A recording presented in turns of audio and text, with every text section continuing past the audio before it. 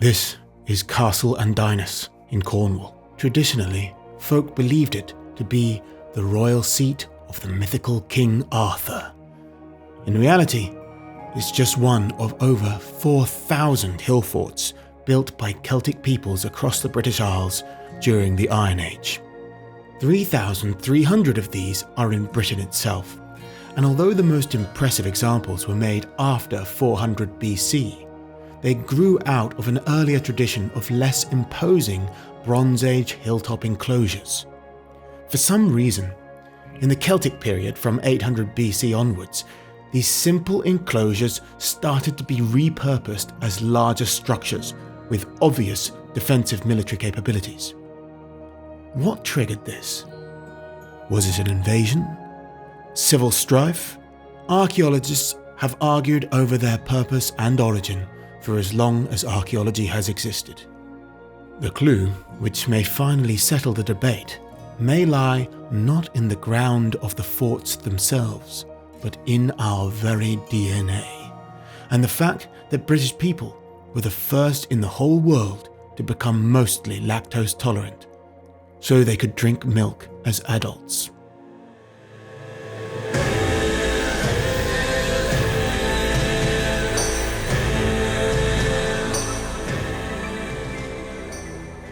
They clearly are forts, of course. The early Iron Age ones had timber palisade walls, and after 400 BC, during the Latine period of Celtic history, the timber vertical walls were abandoned in favour of steep slopes.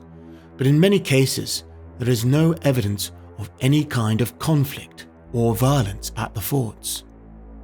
There are exceptions, of course. These skulls found at Danebury have holes made by axes. And several severed heads were found there too, likely used in the Celtic head cult, which is well known from the mythology and art of Celtic peoples. It is also clear that people lived in these forts.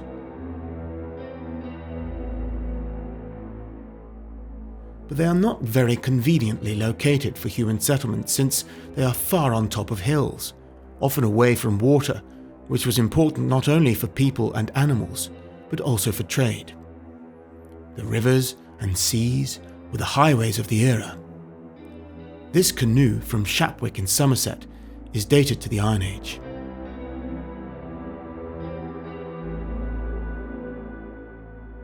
Such forts, even if they were originally made for purely military purposes, became townships and local cultural centres in some regions. But who were they trying to keep out? Perhaps now, genetic evidence and new discoveries relating to the importance of dairy products in the Iron Age can help us to fill in the gaps in the story of why thousands of fortresses were built on the hilltops of the British Isles in the Celtic period. To tell the story of the forts, we need to go back to Britain before the Celts arrived in the late Bronze Age. The ancestors of the British arrived around 2400 BC and are associated with the bell beaker phenomenon.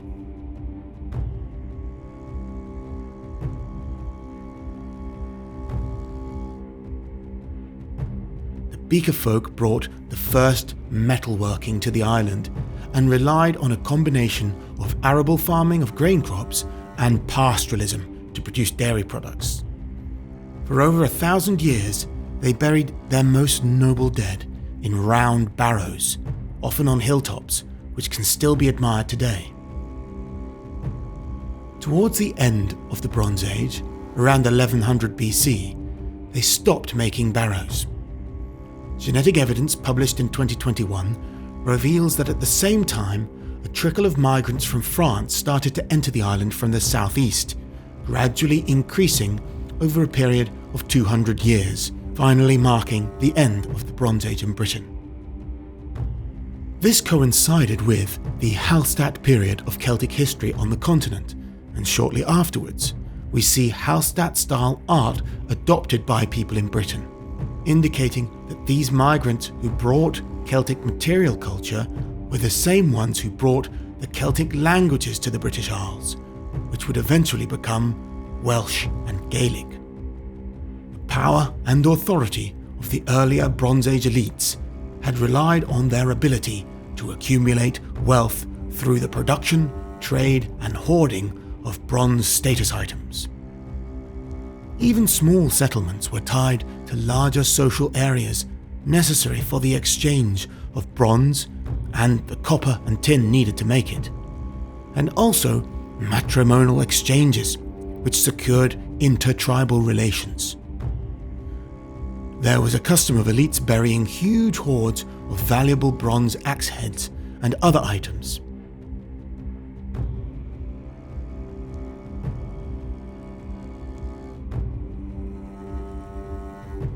And this tradition accelerated rapidly around 900 to 800 BC, the turn of the Bronze Age and the Iron Age, which some archaeologists interpret as a desperate attempt at negotiating and maintaining power due to the rising importance of iron. Iron could be sourced locally and doesn't depend on long-distance trade networks, so the old Bronze Age elites were being undermined by the increasing importance of this new metal. By hoarding their bronze wealth in the ground in the form of axes and shields, perhaps they hoped to secure their wealth and power. At the same time, the old-fashioned culture of semi-nomadic cowboys driving their animals across the landscape to fresh pastures over the course of the year saw a resurgence. This system of moving livestock to highlands in summer and lowlands in winter is called transhumance and was first introduced by the Proto-Indo-Europeans of Eastern Europe more than 2,000 years earlier. Celtic expert Barry Cunliffe noted that there appeared to be a massive desertification of the chalklands in southern England at that time. So perhaps this was what prompted a greater reliance on cattle and dairy rather than crops, although the field systems would still have been used for both kinds of farming. In the 1st century after Christ, some 800 years after the first hilltop enclosures, and 600 since the first proper hill forts were made, the Romans occupying Britain observed that the northern tribes, such as the Brigantes, relied far more on pastoralism compared to their southern neighbours. Julius Caesar himself wrote that the most civilized Britons lived in Kent, in the southeast, and were culturally the same as the Gauls in France. But of those Britons in the interior, he said, "Most of those in the hinterland do not sow grains, but live on milk and meat, and are dressed in animal skins. All the Britons indeed dye themselves with a plant which occasions a sky-like color, and thereby have a more terrible appearance in fight." This indicates that the two contrasting economic strategies, associated with what are often opposing ways of life, somehow coexisted in Britain throughout the first millennium BC, all the way into the Common Era, to the extent that the Romans considered the contrast remarkable. This video is sponsored by Liegent. Have you ever wondered how the ancient cultures and folkways of the British Isles influenced the culture of the United States? David Haggett Fisher's award-winning book, Albion Seed, famously explores this topic. Now you can absorb all the fascinating information within without actually reading it. Most non-fiction books often consist of only 20% new info, and the rest is stuff you already knew. Liegent condenses all the new, essential, and original ideas in a book into a more succinct text, which you can read or listen to as an audio file in 25 minutes or less. You can learn from your phone wherever you are, and it's a much more efficient form of learning. This particular short of Albion Seed is so well put together that once you've finished it, you really get a thorough understanding of the book. It's as though you read it and took notes on the key concepts, except you can skip the long process and save time. There is a 7-day money-back guarantee in case you don't like it, and if you sign up now with promo code STJ10, then you can get 10% off. I highly recommend this innovative new service. Clear evidence of the Bronze Age transhumance lifestyle can be seen in the stone animal enclosures like Grimm's Pound on Dartmoor in Devon.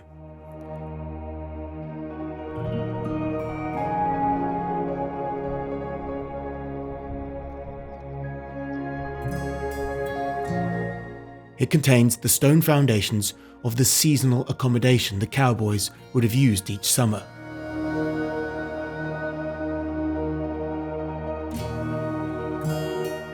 In the Late Bronze Age, linear earthworks were added to some of these hilltop settlements in Wiltshire. In some cases, these cut straight across earlier field systems, suggesting that they were no longer used for arable farming and that pastoralism was now more important.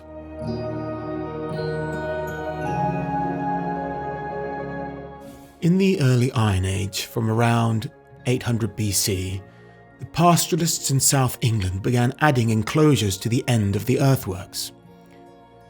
Now, these weren't proper forts yet, and not many people lived in them, but these are the predecessors of the later hill forts. Castle Hill near Beeford in Devon is an example of one of these. It's what's known as a univallate hill fort, having only one raised wall, an earthwork which may have had a timber wall above it.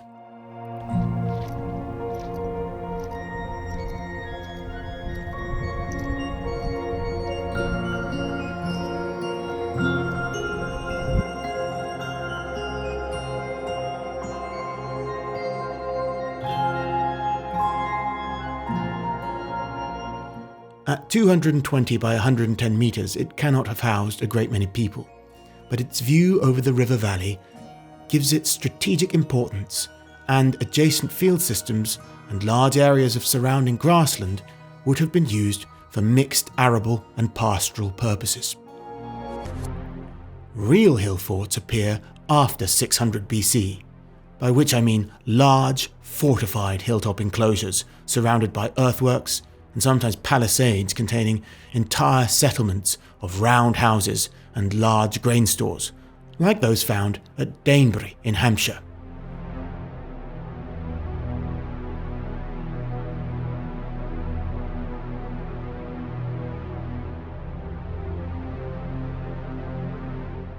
These new granaries were sometimes in pits and other times they were raised, and they indicate that the Iron Age elites were expected to hoard and provide cereal crops for food, and that arable farming was now more important than it had been previously, at least for the people inside the forts.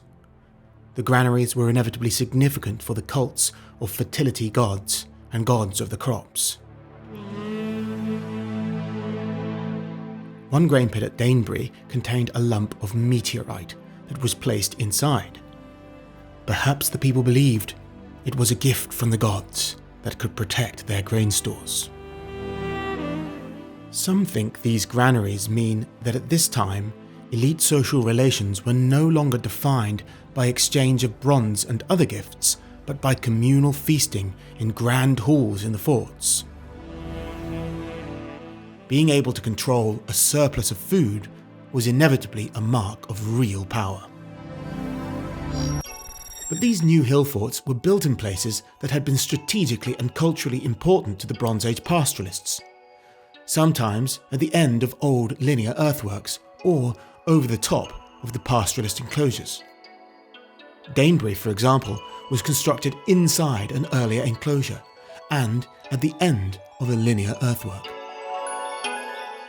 Barbury Castle in Devon was built around this time and sits 3.8 miles northwest of the Castle Hill Fort over the same Torridge River Valley, not far from the sea.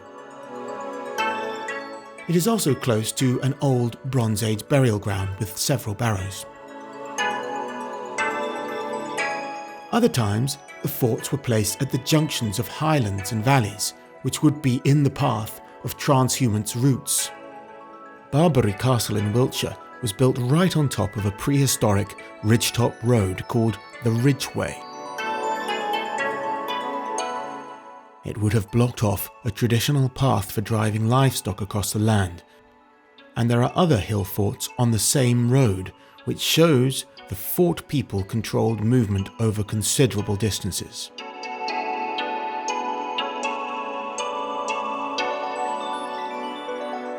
The double-ditch fort looks over the River Severn and the Marlborough Downs. This fort is also surrounded by Bronze Age barrows. Cornwall's castle and Dinas even has 2 round barrows inside it. I'm actually standing on one of them here. Remember that these barrows were over 1,500 years old at the time the fort was made, and would have been more prominent and certainly loaded with religious and cultural meanings that were impossible to ignore. But was the site of the fort intended to facilitate cultural continuity with the ancient Bronze Age customs, or was it an act of provocation towards the old culture? The fort is positioned such that both the north and south coast of Cornwall are visible from it, and it not only facilitates control of the surrounding pastures, but also of the essential trade routes for local tin. It was extremely well fortified, with 3 massive circular stone and earth banks with outer ditches, as well as traces of a smaller 4th bank.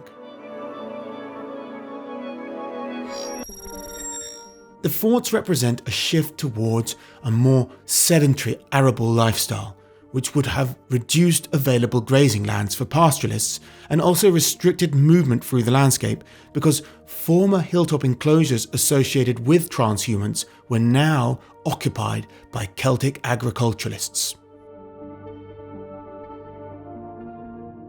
Naturally, we can imagine how tension between groups could have triggered increasing fortification of hilltop enclosures.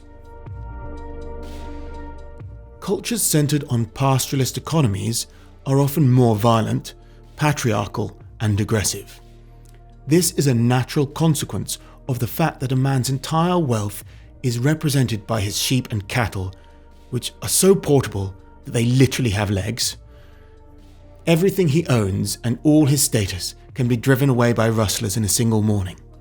Therefore, pastoralists usually develop cultures heavily reliant on male kinship bonds, whereby brothers and sons pool their material resources and protect each other's herds while stealing animals from rival clans. As a result, they develop militaristic, honour-based cultures in which men are defined by their ability to fight. A diet rich in dairy also results in larger and stronger men than a diet rich in cereals. But cattle and sheep rustling leads to wealth insecurity, just as in America's Wild West. And just like in the Wild West, a man only owned what he could defend. The men in the forts also had livestock, but the grain stores reveal that food security was represented by the granary, not the herds. However, what happens if a bunch of cowboys drive their herds through your crops and devastate them? The presence of transhumance in the landscape reduces food security for the arable farmers. What if the cowboys are made to pay tribute of cattle to the men of the forts in return for the right to pasture their herds in the area? How did those cattle-driving men of the fields and valleys respond to the erection of such fortresses? The opposing ways of life would have resulted in conflicts. Perhaps increasing fear of cowboys in the valleys prompted the erection of larger defences over the Iron Age. Perhaps the reduction of available pasture lands and the disruption of ancient migration routes pushed the pastoralist cowboys to the brink and forced them to depend on raids of the hill forts. And perhaps such raids prompted the inhabitants of the forts to enlarge the defences more and more. Genetic evidence provides some support for such a narrative. A 2021 study of ancient DNA in Britain by Patterson and colleagues showed that after the 200 years or so of Celtic migration from France, Britain was genetically isolated in the following Iron Age after 800 BC. After this time, the Celts of Britain became genetically distinct from those on the continent. One reason that British Iron Age Celts differed radically from their continental cousins was that local environmental pressures resulted in more people being able to digest milk into adulthood. Children can digest raw milk, but to be lactose tolerant as an adult, you need lactase persistence from a special mutation which arose among the first Indo-European horse-riding pastoralists of Eastern Europe. However, even millennia later in Bronze Age Britain, only about 20% of people had the genes associated with lactase persistence. But in Iron Age Britain, as the hill forts were being built, the presence of this trait rose to 50%, far higher than anywhere else in the whole world, with much of Europe remaining just 7% lactose tolerant at the same time. And this figure continued to rise in Britain from 50% to 75% over the course of the Iron Age. This means that for some reason, people who couldn't digest milk didn't have as many babies in the Iron Age, and the most likely explanation for this is that famine events, such as crop failures, forced people to rely heavily on dairy products to survive. And the people who could digest these dairy products more easily thrived, while other people suffered. One can imagine the men in the forts, their sacred granaries nearly empty, their children crying for food, looking forlornly from the ramparts at the well-fed cowboys in the valleys below. Perhaps the great kings of the forts didn't hold all the power after all. But this narrative can't explain everything. While we can see the forts certainly were used for defence, there is little evidence of conflict at some of these forts. Some of them are not very strategically easy to defend. They may have been more of a preventative measure, imposing structures of power intended to scare people into submission, and not actually used in a military context very much. So it would, in that case, be more important that the forts were visible and imposing rather than defensible. Some also point to the fact that the pooling of labour resources to build such enormous structures would have been a community building project, strengthening bonds between all the craftsmen and builders involved in creating them, and providing a permanent central hub for the community in future. Also, it is clear from this map that a great many of the forts have been positioned on coastal cliffs, so evidently, in some cases, they were more worried about invasion from the sea than from cowboys in the valleys. One such fort is Embury Beacon in Devon, much of which has fallen into the sea. The surrounding land is still used for grazing sheep and cows. Presumably, seagoing pirates from Wales or Ireland were a threat. But then Ireland and Wales also have many forts on their southern coasts too. Were amphibious landings of Celtic warriors a forgotten military tactic used in the Iron Age? Why else would sea forts have been necessary? Evidently, a lot of questions still need to be answered. But what is very clear now is that the period from the late Bronze Age to the early Iron Age was a time of many changes in Britain. It saw a transition from a social value system based on metal objects to one based on animals and grain stores. A shift from pre-Celtic to Celtic languages with an increasing influence on material culture from Celtic Europe.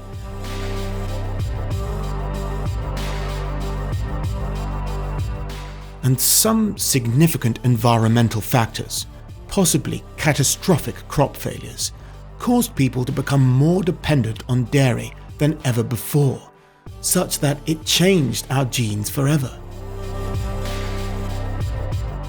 We can only see hints at these various social upheavals from the archaeological and genetic evidence, but it seems clear that all of these, and the inevitable culture clash between semi-nomadic pastoralists and sedentary farmers, must be related to the extraordinary historical circumstances that resulted in over 4,000 fantastic hill forts being built across the British Isles in the Iron Age. This map shows the location of the 6 hill forts from this documentary, If you are ever in Britain, be sure to check these or some other ones out. There are many other greats, including Cadbury Castle, Maiden Castle and British Camp. Thanks for watching Survive the Jive. Are you interested in worshipping the gods of ancient England and Scandinavia, but you're not sure how to do it? Starting Heathenry is a ritual-focused online course which will furnish you with the knowledge and confidence to practice the heathen religion, alone or with others. The course teaches you how to construct heathen prayers for yourself, not according to the established rites of any modern group, but according to what historical sources show. Starting Heathenry assumes you're interested in Germanic paganism, know about the gods and myths, and want to begin practicing this religion, but require guidance on how to do so. It is based on a micro-learning structure, which is proven to improve knowledge retention by up to 80% in students compared to other learning methods. You get more than 5 hours of learning material, bit by bit, as you please. A modern method of learning about an ancient religion. Your path to knowing the gods through ritual starts here.